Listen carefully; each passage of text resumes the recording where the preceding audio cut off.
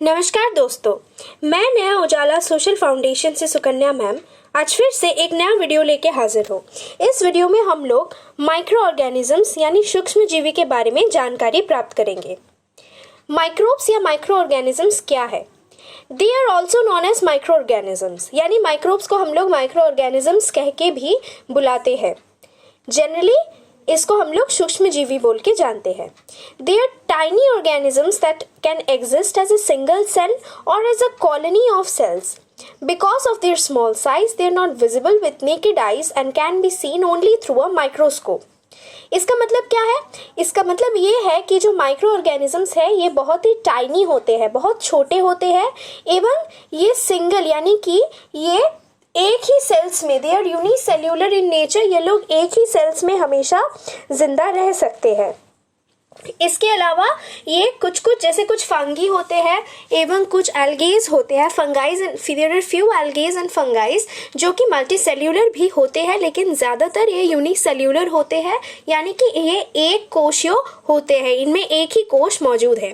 They are not visible with naked eye, ये इतने छोटे होते हैं कि इनको माइक्रोस्कोप के जरिए देखने का दरकार होता है, इनको खाली आंखों से हम लोग कोई देख नहीं पाते हैं।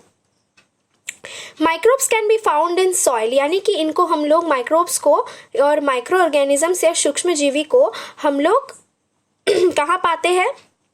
सॉइल, यानी हम लोग मिट्टी में पाते हैं, पानी में पाते हैं, एयर यानी हवा में पाते हैं, हमारे शरीर के अंदर एवं लगभग सारे जगह में हम इनको पाते हैं। सो माइक्रोब्स या सूक्ष्म जीवी ये हम लोग कह सकते हैं कि ये ओमनी प्रेजेंट है, मतलब ये चारों ओर विराजमान है।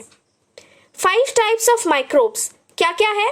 First is bacteria. They are unicellular prokaryotes without a nucleus. They lack membrane bound cell organelle except for ribosome. Example E coli. तो ई कोली है इसका एग्जाम्पल। और 5 प्रकार के सूक्ष्मजीवी होते हैं। सबसे पहले है बैक्टीरिया, ये यूनिसेल्यूलर प्रोकैरियोट्स है और इनमें क्या है? इनमें न्यूक्लियर मेम्ब्रेन नहीं है।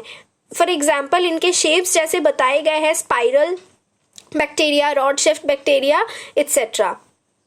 Algae, they are eukaryotic membrane bounded bacteria.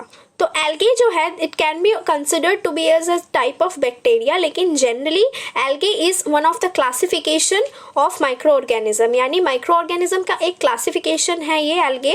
They contain photosynthetic pigments and can prepare their own food, यानी इनमें photosynthetic या प्रकाश संश्लेषण का रंग द्रव्य होते हैं एवं इससे क्या होता है?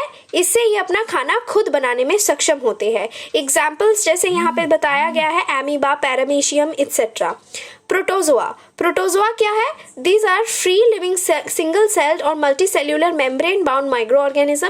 दे eat mostly rotting and dead stuff. Example amoeba.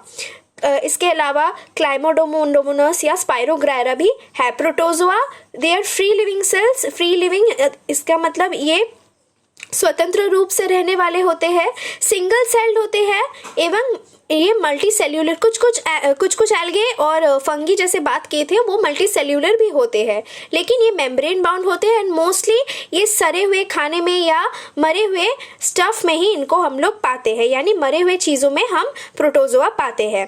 Virus क्या है?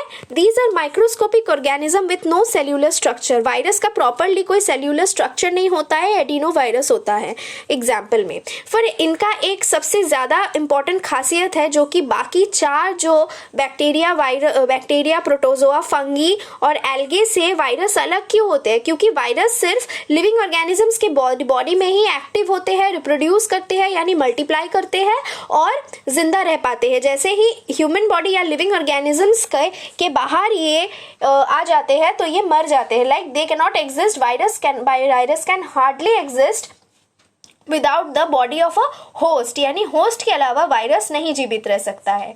Next is fungi. फंगी क्या है? ये यूकैरियोटिक ऑर्गेनिज्म है, यानी कि ये यूकैरियोटिक है एवं इनके न्यूक्लियस होते हैं और सेल ऑर्गेनल्स होते हैं जो कि बाकी हम लोग ऑर्गेन्स के बात किए थे, बाकी सेल्स के बात किए थे या बाकी एनिमल्स की बात किए थे तो उसमें नहीं पाए गए थे। तो फंगी जो होता है ये खासकर यूकैरियोटिक होते हैं। अगर वीडियो अच्छा लगे तो please do like, share and subscribe Naya Ujala social foundation for more such interesting videos.